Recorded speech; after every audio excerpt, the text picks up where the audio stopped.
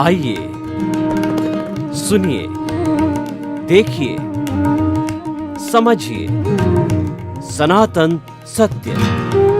जैसी दृष्टि वैसी सृष्टि, दृष्टि विज्ञान। कुदरत, कुदरती रचना एवं कुदरत के कानून से शाश्वत सुख की प्राप्ति।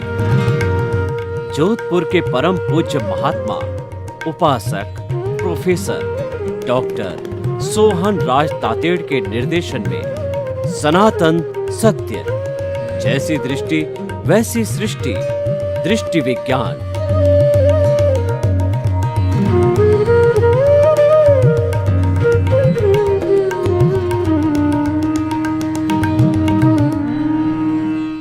चंदेषु निम्मलयरा आयिचेषु अय्यं पयासैरा सागरवर गंभीरा सिद्धा सिद्धिं मम दिशन्तु, सिद्धा सिद्धिं मम दिशन्तु। हे मेरे भीतर विराजमान शुद्ध आत्मा भगवान, आप अजर हो, अमर हो, अविनाशी हो, अनंत ज्ञान, अनंत दर्शन, अनंत शक्ति, अनंत सुख का धाम हो। आप रिद्धि सिद्धि प्रदाता हो, आप मुक्ति प्रदाता हो। आप सागर के समान गहरे और हिमालय के समान विशाल हो। मुझे मुक्ति की ओर ले चलें, मुझे ऐसी जागृति दो, ऐसा आशीर्वाद दो, ऐसी शक्ति दो, शक्ति दो, शक्ति दो। भाई और बहनों, मातृशक्ति को नमन। आज का हमारा बहुत सुंदर विषय ब्रह्मांड का रहस्य। ब्रह्मांड किसे कहते हैं? ये जगत, ये दुनिया, ये कॉस्मोस, ये वर्ल्ड, ये लोक, ये पृथ्वी, जहाँ पर जीवन है उसको ब्रह्मांड कहते हैं, लोक कहते हैं, पर्यावरण कहते हैं। और जहाँ जीवन नहीं है, इस लोक के बाहर एक अलोक भी है, वहाँ पर केवल एक तत्व है, वह आकाश तत्व है, स्काई तत्व है। वहाँ पे कोई जीवन नहीं है, वहाँ जीवित प्राणी नहीं रहते, वहाँ लाइफ नहीं है, केवल आकाश ही आकाश है। तो उस ब्रह्मांड का रहस्य क्या है, हम जानना चाहते हैं। उस ब्रह्मांड के अंदर तारे हैं, सूर्य है, चंद्रमा है, ग्रह है, गैलेक्सी है और कई कई चीज़ें हैं। इतने इतने अलग अलग तरह के 84 लाख जीवा योनि जो उत्पत्ति स्थान हैं, और उनकी संख्या करें तो असंख्य अनंत जीवित प्राणी, अलग अलग तरह के जीवित प्राणी अपना जीवन यापन करते हैं। इतने बड़े ब्रह्मांड का क्या रहस्य है, मैं आज आपको रहस्य बताना चाहता हूँ। ब्रह्मांड को मैं कुदरत के रूप में पुकारता हूँ। कुदरत कहिए, ब्रह्मांड कहिए, जगत कहिए, लोक कहिए, एक ही बात है। तो वो कुदरत किसे कहा जाता है, ब्रह्मांड किसे कहा जाए? कुदरत 6 समवाय के तत्वों को कुदरत कहते हैं। वो 6 तत्व कौन कौन से है? पहला तत्व है वह है चेतन। एक ही की परिभाषा करता चलूँगा कि चेतन तत्व, और ये 6 ही तत्व जो है एक समवाय के रूप में पूरे ब्रह्मांड में मौजूद रहते हैं।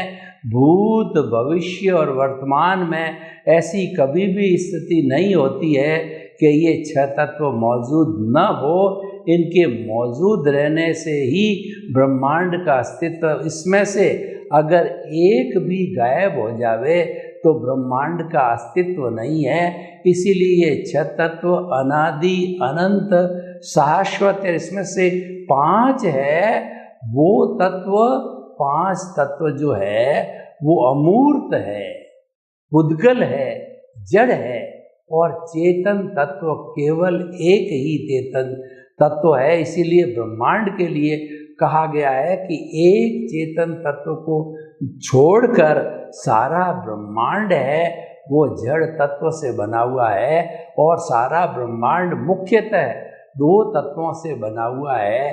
जड़ और चेतन। अब चेतन की हम बात करते हैं तो असंख्य चेतनामय परमाणुओं के पिंड को चेतन कहा जाता है। चेतन तत्व के अंदर अनुभूति होती है, उसके अंदर संवेदनशीलता होती है, फीलिंग्स होती है, सुख दुख की अनुभूति होती है, और जड़ में ये नहीं होती। चेतन ग्रोथ करता है, प्रजनन करता है। इसका जो है हमारे भारतीय शास्त्रों के अंदर 9 कैरेक्टरिस्टिक बताई गई है, और विज्ञान भी अपने अपने हिसाब से इन 9 कैरेक्टरिस्टिक को एग्री करता है। यानी कि चेतन तत्व की ये कैरेक्टरिस्टिक, ये गुण, ये प्रॉपर्टी जो है विज्ञान सम्मत है। ये चेतन तत्व की व्याख्या हो गई। और चेतन तत्व के उत्पत्ति स्थान और जो है वो ओरिजिन ऑफ कंसेप्शन, इंसेप्शन, वो कहाँ जन्म लेते हैं, वो 84 लाख जीवा योनियाँ होती है। उनका मैं वर्गीकरण 84 का आपको बताता हूँ। कृपया पेपर पेन लेकर के लिख दीजिए। 7 लाख पृथ्वी का है, 7 लाख अप का है, 7 लाख तेजस का है, 7 लाख वायु का है, 10 लाख प्रत्येक वनस्पति का है, 14 लाख साधारण वनस्पति का है, 2 लाख देहेंद्रिय, 2 लाख त्रियेंद्रिय, 2 लाख चतुरेंद्रिय, 4 लाख नारकी, 4 लाख देवता, 4 लाख तिर्यंच पंचेंद्रिय, 14 लाख मनुष्य की जाति, 4 गति, 84 लाख जीवा योनि के अंदर ये 4 गति के प्राणी उत्पत्ति स्थान है। और इनकी संख्या तो असंख्य अनंत है, अनन्यूमरेबल है, गिनती नहीं की जा सकती है। इतने सब चेतन प्राणी इस पूरे ब्रह्मांड में अपने अपने कर्मों का भुगतान करते हैं, कर्मों का लेन देन जो हिसाब होता है उसकी पूर्ति करते हैं, परिणाम की पूर्ति करते हैं, उदय और प्रारब्ध के अनुसार जन्मते हैं, मरते हैं और अपने कर्मों का भोग करते हैं। ये तो चेतन की बात हो गई। दूसरा अचेतन तत्व, जड़ तत्व, मैटर तत्व कहा जाता है, इनएनिमेट कहा जाता है। चेतन को एनिमेट कहते हैं और जो है जड़ को इनएनिमेट कहते हैं। जड़ है वह गलन मिलन धर्मा है, वह वर्ण गंध रस स्पर्श वाला है। इसमें कोई फीलिंग नहीं होती, कोई अनुभूति नहीं होती, कोई संवेदनशीलता नहीं होती है। इसीलिए जब हम हिंसा अहिंसा की बात करते हैं तो अहिंसा चेतन तत्व पर लागू होती है। चेतन तत्व को मारना, दुख देना, कष्ट देना, ये सारी हिंसा कहलाती है। और जड़ तत्व पर ये लागू नहीं होती हिंसा अहिंसा, क्योंकि उसके अंदर चेतनता नहीं है, कॉन्शियसनेस नहीं है, संवेदनशीलता नहीं है, सुख दुख की अनुभूति नहीं है, फीलिंग्स नहीं है। इसीलिए वहाँ पर हिंसा का प्रश्न नहीं उठता है। और जड़ में देखिए, ये हमारे जो है जितने भी रेलगाड़ी है और जितने भी मकान बने हुए हैं, हेलीकॉप्टर है, जहाज है, सड़कें हैं, बांध है, ये सारा जड़ तत्व कहलाता है। तो चेतन, दूसरा जड़, और तीसरा जो है जब चेतन और जड़ है गति करना चाहते हैं या मैं हाथ हिलाना चाहता हूँ, मेरे भीतर के जो सिस्टम हैं, जैसे कि मेरा ब्लड सर्कुलेशन सिस्टम है, पाचन तंत्र है, उत्सर्जन तंत्र है, श्वसन तंत्र है, ये जो गति करते हैं, ये गति करने का जो है मुख्य, इसका जो भाग, मुख्य जो सहायक तत्व होता है वो गति सहायक होता है, जो विज्ञान की भाषा में मोशन कहा जाता है। यानी ये गति करने में सहायक है। कोई भी ट्रेन चलना चाहती है, कोई भी फ्लाइट उड़ना चाहता है, कोई भी चेतन तत्व मनुष्य है दौड़ना चाहता है, गति करना चाहता है, तो पूरे ब्रह्मांड के अंदर गति सहायक तत्व है। वो एक सिंगल द्रव्य है, और सिंगल द्रव्य जो है ऐसा है कि पूरे ब्रह्मांड में एक द्रव्य के रूप में, उद्गल के रूप में, एक जो है सुई की नोक जो है लगावे, उतनी भी जगह खाली नहीं है कि जहाँ पर मोशन तत्व न हो। और इसका गुण ये है, ये उदासीन भाव में रहता है। जब कोई इसको जो है डिमांड करता है तो ये तुरंत मोशन देने के अंदर हाजिर हो जाता है और ये शाश्वत है, ये पौद्गलिक है, ये अमूर्त है और इसकी सहायता करने से कोई भी जड़ और चेतन है वो गति करने लग जाता है।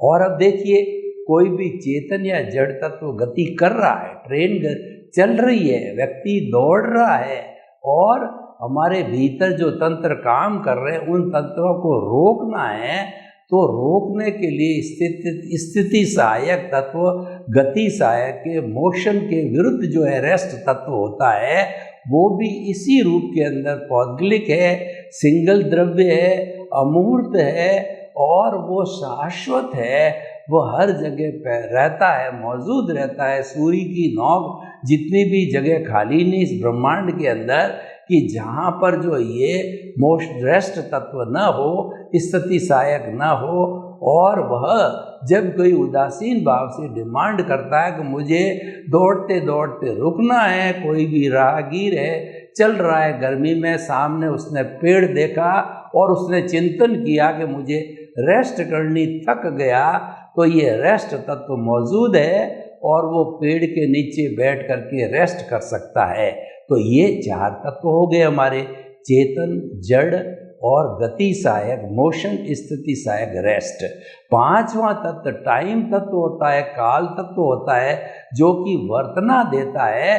अभी 1 बजा है, अभी रात के 12 बजे हैं और समय की दृष्टि में देखें तो सबसे छोटा समय होता है जब पलक झपते हैं, जब असंख्य जो है समय निकल जाते हैं, वो छोटा से छोटा रूप है और इससे बड़े होते हैं अवालिका इत्यादि, फिर सेकंड होता है, मिनट होता है, फिर घंटा होता है, उसके बाद रात होता है, दिन होता है, सप्ताह होता है, वर्ष होता है, शताब्दी होती है और बड़ा से बड़ा अवसर्पिणी काल, उत्सर्पिणी काल दोनों का मिला के 20 करोड़ सागर का एक काल चक्र होता है। वो वर्तना देने वाला, वो हमारे काल तत्व की सबसे बड़ी इकाई होती है।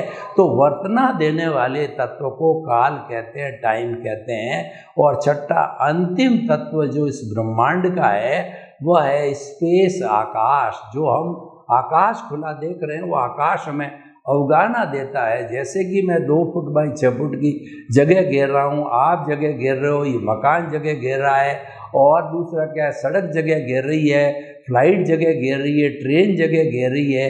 वो सारी जो है जगह देने वाला जो है वो हमारा ये जो है तत्व, ये तत्व हमारा जो आकाश तत्व है, जो कि हमें अवगाना देता। अगर आकाश तत्व नहीं हो तो मैं आपके ऊपर गिरूंगा, आप मेरे पर गिरोगे और कोई भी को अवगाना न मिलने से हम एक जगह स्थिर स्थायी नहीं रह सकते हैं। तो ये जहाँ 6 तत्व मौजूद होते हैं उसको ब्रह्मांड कहते हैं, जगत कहते हैं, कुदरत कहते हैं। तो अब देखिए, कुदरत की हमने जो है परिभाषा की है। अब जो है ये सारी जो कुदरत के अंदर सूर्य है, चंद्रमा है, नक्षत्र है, ग्रह है, तारे हैं, गैलेक्सी है वगैरह है और दूसरा ऋतुएं हैं और ये नदियां हैं, पहाड़ है, इतने हमारे उद्यान हैं, ये सब जो है कैसे संचालित होते हैं? तो इसका प्राकृतिक नियम है। वो उस प्राकृतिक नियम मतलब इनकी अवस्था बदलती रहती है। तो जब अवस्था मात्र जो है वह विनाशी होती है, उस अवस्था को हम कुदरती रचना कहते हैं। जैसे कि सूर्य समय पर उगता है, समय पर अस्त होता है, चंद्रमा समय पर उगता है और समय पर छिप जाता है, समय पे ऋतुएं आती है, सर्दी, गर्मी, वर्षा, और नदियाँ अपने 2 तटों के बीच में बहती है, समुंदर में ज्वार आता है, भाटा आता है। इस तरीके से ये सारा प्रकार जो अपना प्राकृतिक जो चलता है वह सारा प्राकृतिक कानून के तहत चलता है। और जब ये कानून बिगड़ जाता है तब सुनामी आते हैं, जब महामारी आती है, अतिवृष्टि होती है, अनावृष्टि होती है और भूकंप आते हैं, ये सब का कारण है कोई न कोई अव्यवस्था। जब प्रकृति में असंतुलन हो जाता है, उसकी सेंटर ऑफ ग्रेविटी डिस्टर्ब हो जाती है, या हमारी प्रकृति के जो 5 तत्व है, पृथ्वी जल अग्नि वायु और आकाश, इन 5 तत्वों के सहारे ये कुदरत जितने भी 84 लाख जीवा योनि है उन सब का भरण पोषण करती है, उनको जन्म देती है, और उसके साथ साथ में मन वचन काया की जितनी भी क्रिया होती है इन 84 लाख जीवा योनि में, वो सारी जो है कुदरत के इस 5 तत्वों से पूरे होती है। और जब उनका आयुष्य कर्मों का आयुष्य संपन्न हो जाता है तो वो सारे जो है जीवित प्राणी अपना शरीर पंचभूत का बना होता है, पंचभूत में विलीन हो जाता, पृथ्वी पृथ्वी में, जल जल में, अग्नि अग्नि में, वायु वायु में, आकाश आकाश में, और पूरे ब्रह्मांड की, पूरे कुदरत की जो एनर्जी है वो हमेशा कांस्टेंट रहती है। ये आइंस्टीन ने एक फॉर्मूला दिया, कैपिटल E = mc²। m है इस पूरे ब्रह्मांड की मास है, और E है उसकी एनर्जी है, और c कांस्टेंट। इसका अर्थ ये हुआ कि पूरे ब्रह्मांड की एनर्जी भूत भविष्य वर्तमान आदि अनादि काल से कोई परिवर्तन नहीं होता है, वो सारी एक सी कांस्टेंट होती है। मात्र ट्रांसफॉर्मेशन होता है, रूपांतरण होता है, बदलाव होता है, ठोस द्रव में बदलता है, द्रव गैस में बदलती है, गैस वाइब्रेशंस के अंदर बदलती है। और जिन लोगों ने फिजिक्स को पढ़ा है, sinusoidal wave, cos theta, sine theta, और जो वेव लेंथ और फ्रीक्वेंसी को पढ़ा है, वो जानते हैं कि आज जितना भी इंटरनेट का ये आविष्कार हुआ है, ये हमारा सैटेलाइट से लगा के हमारा जितना भी टीवी है, मोबाइल है, इंटरनेट है, इत्यादि इतना इत्यादि जो इन्वेंट हुए हैं, उन सब के पीछे ये जो है वो हमारा वाइब्रेशंस जो है, वेव्स की थ्योरी, वेव्स का फॉर्मूला लागू होता है। ऐसा कहा जाता है कि एक परिंदा भी जिस ब्रह्मांड में पर मारता है तो पूरा ब्रह्मांड प्रभावित होता है। हालांकि वो इतना नेग्लेजिबल सूक्ष्म होता है कि हमारे को वो दिखाई नहीं देता, समझ में नहीं आता, पर होता है। और भगवान महावीर ने 2600 साल पहले जो कोई भी प्रवचन किया था, हमको उद्बोधन दिया था, वो उस ब्रह्मांड में इकट्ठा हुआ है, और उसको आज वैज्ञानिक लोग पकड़ रहे हैं, और काफ़ी हद तक जो भगवान की वाणी को पकड़ लिया गया है। एक समय आएगा कि वो भगवान महावीर की ओरिजिनल वाणी हमको जो इन्हीं मोबाइल और इन्हीं टीवी के माध्यम से हमको सुनाई देगी। तो हम आपको ये बताना चाहते हैं कि ये सारा ब्रह्मांड, ये अवस्था बदलती है, इसको हम कुदरती रचना कहते हैं। कुदरत 6 जो है वो हमारे द्रव्यों के समवाय को कुदरत कहते हैं, और ये उनकी अवस्था बदलती है, उसको कुदरती रचना कहते हैं। और कुदरत का कानून, प्राकृतिक बात हमने बताया, और व्यक्तिगत जीवित प्राणी में जो कानून लागू होता है वो उसके कर्मों के अनुरूप उसको फल मिलता है। यानी as you will sow so will you reap, जैसी करनी वैसी भरनी। जो अच्छा करोगे तो अच्छा पाओगे। मनुष्य वही पाता है जो किसी को देता है। पिछले जन्म में जो दिया हुआ होता है, अच्छा या बुरा दिया हुआ होता है, वही इस जन्म के अंदर पुनः प्राप्त होता है। This is the law of the nature, ये कुदरत का कानून कहा जाता है। हम समस्त प्राणी कुदरत के कानून से जो है वो हम उधर से कंट्रोल होते हैं। हमारा सबका संचालन कुदरत के हाथ में होता है। इसीलिए कहा गया कि कुदरत व्यवस्थित शक्ति है। व्यवस्थित शक्ति को हम कहते हैं साइंटिफिक सर्कमस्टेंशियल एविडेंसेज है।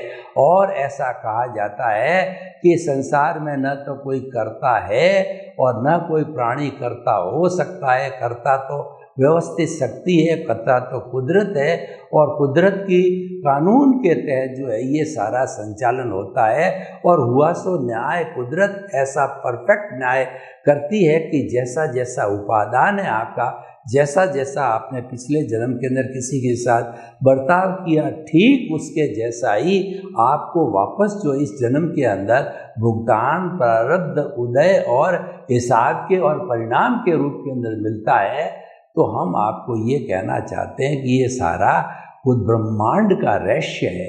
इस रहस्य को समझना चाहिए और आपने इस रहस्य को अगर समझ लिया तो फिर हमारा जीवन कैसे यापन होना चाहिए ये मैं बताना चाहता हूँ कि मुख्य बात है कि कर्ता व्यवस्थित शक्ति है, इस संसार का संचालन है, कुदरत करती है। आप कर्ता नहीं हो तो आप कई बार अपने अहंकार के वशीभूत कर्ता बन जाते हो कि ये मन वचन काया मैं हूँ और मन वचन काया का संचालक भी मैं हूँ, जबकि वास्तविकता तो ये है कि इस ब्रह्मांड का क्रिएटर, ऑपरेटर और डिस्ट्रॉयर कुदरत है।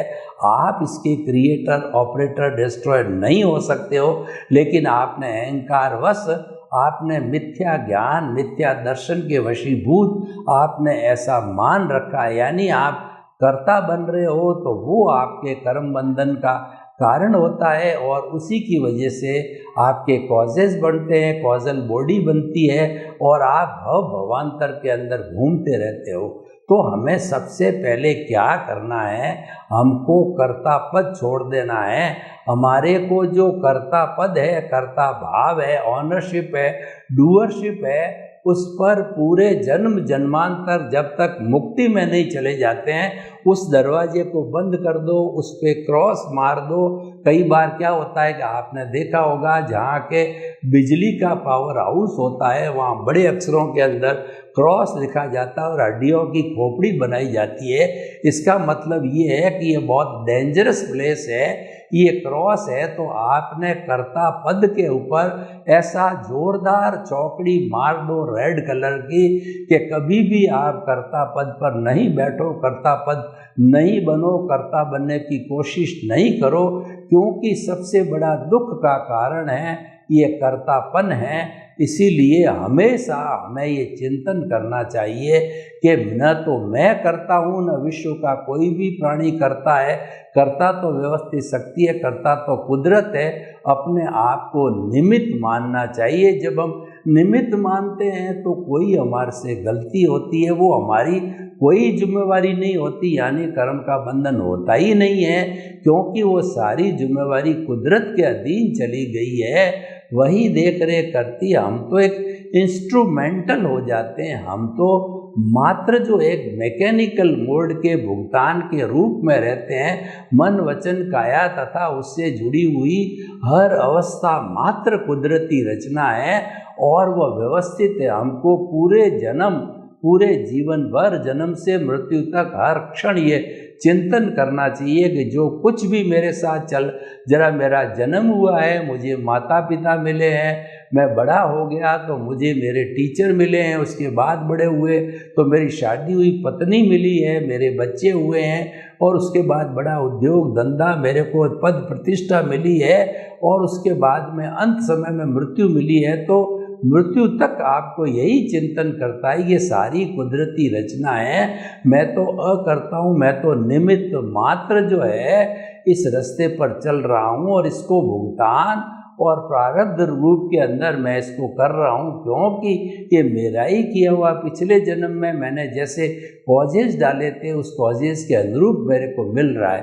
तो भाई और बहनों, ये ब्रह्मांड का रहस्य हमने देखा और ब्रह्मांड के रहस्य के साथ साथ में हमने पूरी व्याख्या की कि हमें क्या करना चाहिए। हमें अपने जीवन का लक्ष्य बनाना चाहिए कि हमें इस कुदरत के कानून के अनुरूप ही जीना हुआ है और हर चीज़ को कुदरती रचना मानना है, और ये मानना है कि कर्ता तो व्यवस्थित शक्ति है, मैं न तो करता हूँ न हो सकता हूँ, मैं तो निमित्त मात्र हूँ। हर चीज़ के अंदर आप अपने आप को निमित्त मात्र समझो।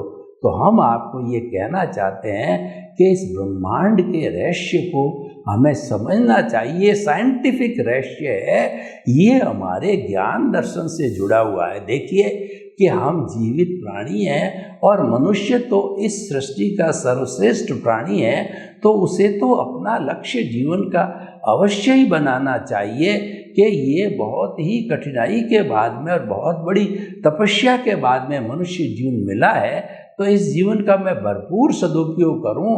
इसका सदुपयोग करने के लिए हम अकर्ता बन करके, हमारी आर्ट ऑफ द विजन, हमारा दृष्टि विज्ञान है उस विज्ञान के अंदर दो बातें फिट कर दो, सम्यक ज्ञान और सम्यक दर्शन। सम्यक ज्ञान है कि मैं मन वचन काया से मुक्त, ऐसा मैं शुद्ध आत्मा हूँ। और सम्यक दर्शन ये है कि मन वचन काया तथा उससे जुड़ी हुई हर अवस्था मात्र कुदरती रचना है। सुबह से शाम तक, जीवन से मृत्यु तक, 5 ही इंद्रियों से जो कुछ दिखाई देता है उन सब को कुदरती रचना देखना, मानना, जानना, विश्वास करना, श्रद्धा करना, ये सम्यक दर्शन है। इसका ज्यों ज्यों हम डेवलपमेंट करते जाएंगे तो हमारा ज्ञानावर्णीय और दर्शनावर्णीय है वो धीरे धीरे विलय होता जाता जाएगा।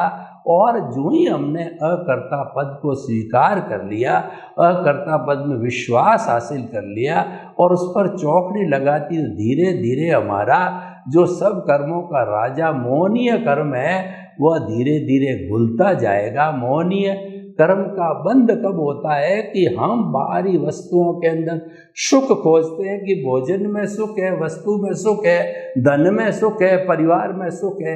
ये सारा बाहर हम अस्थायी सुख खोजते हैं, तो वो हमारा मोहनीय कर्म है, वो अकर्ता भाव से धीरे धीरे विलय हो जाता है। जब हमारा सम्यक ज्ञान दर्शन ज्यों ज्यों मैच्योर होगा तब तक हम केवल दर्शन को प्राप्त होंगे। सर्वे भवन्तु सुखिनः, सर्वे सन्तु निरामया। लोक के सब जीवों को सुख मिले, शांति मिले, आनंद मिले, प्रेम मिले, अकर्ता पद मिले और सब मुक्ति की ओर प्रस्थान करें। आपके प्रति मंगल भावना। ओम शांति।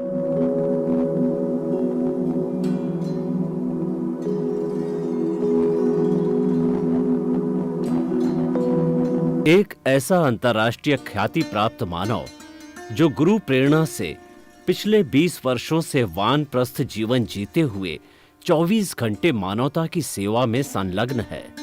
एक ऐसा मानव जो अभी राष्ट्रीय, अंतर्राष्ट्रीय टीवी चैनलों पर 7,500 एपिसोड के माध्यम से सनातन सत्य, आत्मविज्ञान एवं पुनरुत्थान, व्यवहार एवं निश्चय जगत के जीवनोपयोगी विषयों पर हृदय स्पर्शी प्रवचन कर चुका है।